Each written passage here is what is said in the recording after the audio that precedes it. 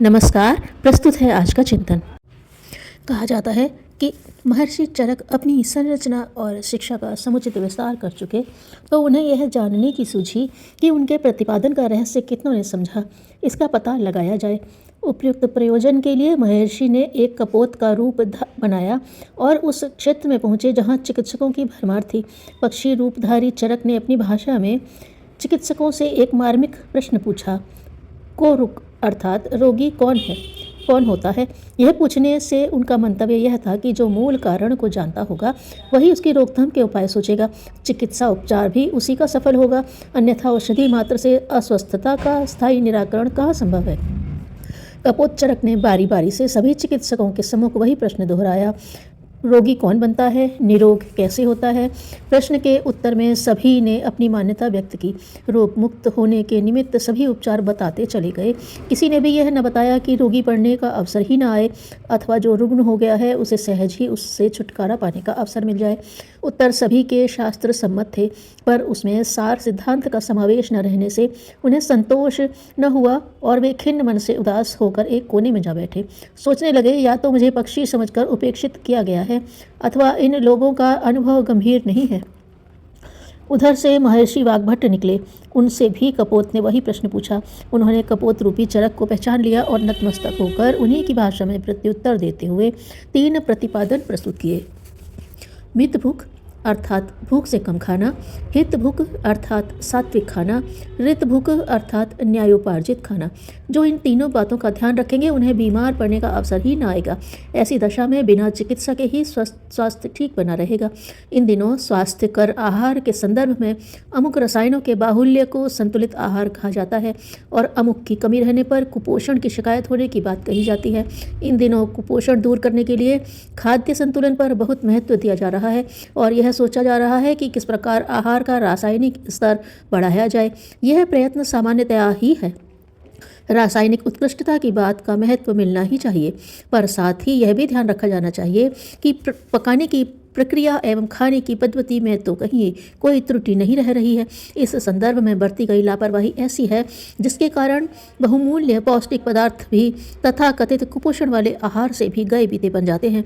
कुपोषण वाले पदार्थों के कारण शारीरिक विकास में जो कमी रह जाती है तथा मानसिक विकास में अवरोध उत्पन्न होता है, उसकी जानकारी सर्वविदित है। अब इस क्षेत्र में चल रहे अनुसंधानों ने एक नया मोड़ लिया है कि जिनकी पर्याप्त मात्रा में पुष्टि मिलती है वे कुपोषणग्रस्तों से भी गई गुजरी स्थिति में क्यों पड़े रहते हैं। उन्हें वे लाभ क्यों नहीं मिलते जो खाद्य रसायनों का गुणगान करते हुए आमतौर से बताए जाते हैं।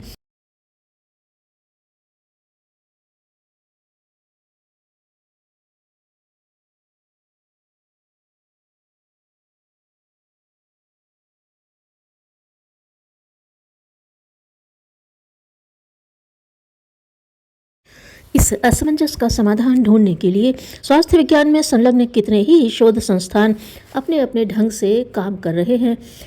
भारत की शोध संस्थाएं न केवल देश की आर्थिक परिस्थितियां अधिक उपयोगी खाद्यान्नों की सिफारिशें कर रही हैं, वरन यह भी सोच रही हैं कि उपयोगी स्तर का आहार ग्रहण करने पर भी असंख्यों को क्यों उसका लाभ नहीं मिलता है। यह समस्या उन सभी लोगों की है जो आर्थिक दृष्टि से संपन्न और बौद्धिक दृष्टि से सुशिक्षित होते हुए शारीरिक दृष्टि से दुर्बल और रुग्ण बने रहते हैं। इससे प्रतीत होता है कि आहार का संतुलित होना ही पर्याप्त नहीं, वरन उसके पकाए और खाए जाने का तरीका भी अपना विशिष्ट महत्व रखता है। इस संदर्भ में बरती गई असावधानी भी आहार का स्तर मूल्यवान होते हुए भी उसके प्रभाव परिणाम से वंचित रहना पड़ता है। तेज आग पर देर तक पकाने से सभी खाद्य पदार्थ अपनी मौलिक विशेषताओं का अधिकांश भाग गंवा बैठते हैं। चिकनाई में तलने भूनने से रही बची उपयोगिता भी नष्ट हो जाती है। मसाले की भरमार से वह आहार न रहकर नशा रहित मादक द्रव्य बन जाता है और उत्तेजना ही नहीं विषाक्तता भी उत्पन्न करता है। खाने के संबंध में बरती जाने वाली भूलें और भी दुर्भाग्यपूर्ण हैं। कम चबाए जल्दी जल्दी में निगलते जाना, आहार को मुख में सम्मिलित होने वाले पाचक रसों से वंचित रखना है। जायकेदार चीज़ें स्वभावतः भूख से अधिक मात्रा में उदरस्त होती रहती हैं। एक बार का किया हुआ आहार पचने से पहले ही उस पर नई खेप की बात लद जाती है। यही है अपच का प्रधान कारण। पेट में बिना पचा हुआ आहार सड़न से उत्पन्न विषैली गैसें शरीर के विभिन्न विभिन्न अवयवों में पहुंचकर वहां चित्र विचित्र बीमारियों का सृजन करती हैं। इन गलतियों के रहते पौष्टिक भोजन भी कुपोषण के कारण अखाद्य ठहराए जाने वाले आहार से भी गया बीता बन जाता है। आवश्यक नहीं कि गरीब लोगों को कीमती खाद्य सामग्री खरीदने के लिए दबाया और उनकी परिस्थिति का उपहास उड़ाया जाए। अच्छा यह है कि हरे शाक भाजी बिना पकाए या कम पकाए खाने की आदत डाली जाए और उनमें पाए जाने वाले बहुमूल्य क्षार एवं खनिजों को पोषण में सम्मिलित होने का अवसर दिया जाए। सूखे अन्नों को अंकुरित करके तथा धीमी आग पर उबालकर खाने का तरीका भी ऐसा है जिससे मोटे अनाज मेवे जैसा गुण देने लगते हैं। प्राकृतिक खाद्य पदार्थों में अंकुरित आहार सबसे अधिक महत्वपूर्ण है। अंकुरित होते समय बीजों में पाई जाने वाली प्रोटीन, विटामिन, एंजाइम एवं मिनरल की वृद्धि असाधारण रूप से होती है। अंकुरण के समय अन्न की जीवनी शक्ति विकासोन्मुख एवं अधिक सक्रिय होती है। उस स्थिति में एंजाइम की मात्रा बीजों में अत्यधिक बढ़ जाती है जो शरीरगत चयापचय क्रिया को अधिक अच्छी तरह संपन्न कर रक्त संचार में पाचन तंत्र को विशेष शक्ति प्रदान करती है। तेज आग पर उबाल देने या भून देने से बीजों की अंकुरण क्षमता नष्ट प्राय हो जाती है और जीवनी शक्ति भी बहुत मात्रा में कम हो जाती है। अंकुरित आहार कम मात्रा में ग्रहण किए जाने पर भी पोषण की आवश्यकता पूरी हो जाती है। अंकुरित करने के लिए कोई भी अनाज या बीज प्रयोग किया जा सकता है, उनमें परिवर्तन भी करते रहना चाहिए। सामान्यतया अंकुरण के लिए गेहूं, चना, मूंग, मूंगफली, मटर, सोयाबीन आदि प्रयुक्त किए जाते हैं। अंकुरित किए गए अन्न एवं बीजों में प्रोटीन की प्रचुरता हो जाती है। साथ ही जटिल एवं गरिष्ठ प्रोटीन का रूपांतरण सरल प्रोटीन अमीनो एसिड्स में हो जाता है। बीजों का अंकुरण के पश्चात श्लेष्मा कारक एवं गैस उत्पन्न करने का दोष बहुत ही न्यून रह जाता है। अंकुरण के बाद गेहूं में विटामिन सी की मात्रा तो 300% से ज़्यादा बढ़ जाती है। इसी प्रकार विटामिन बी कॉम्प्लेक्स की मात्रा भी अंकुरण की प्रक्रिया में कई गुना बढ़ जाती है। अंकुरण की सरल विधि से सस्ता व सहज ही पौष्टिक भोजन हर किसी को उपलब्ध हो सकता है। इससे प्रचुर मात्रा में प्रोटीन, विटामिन और पोषक तत्व मिल जाते हैं। कुपोषण की समस्या का सहज समाधान इससे हो सकता है। यह निश्चित रूप से कहा जा सकता है कि अंकुरित आहार सस्ता, संतुलित व पूर्ण आहार है। आहार के निर्धारण में अब एक और तत्व सामने आया है जिसे खाद्य की जीवनी शक्ति एवं प्राण ऊर्जा कहा गया है।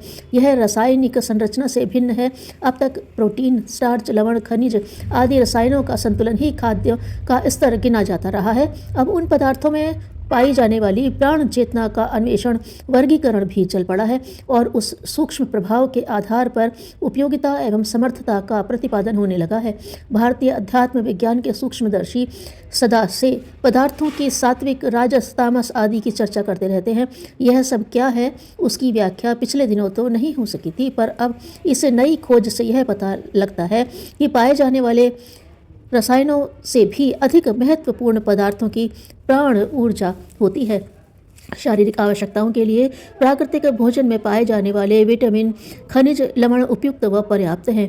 कृत्रिम खाद्य पदार्थों में प्राण शक्ति की मात्रा न्यून होने से उनका जैविक महत्व बहुत कम होता है।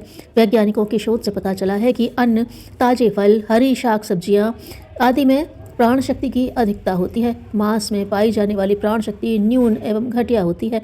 पकाने पर तो लगभग प्राण शक्ति से रहित ही हो जाता है। भोजन पकाने की रासायनिक विधियों एवं सुरक्षित रखने की रासायनिक प्रक्रियाएं हानिकारक हैं।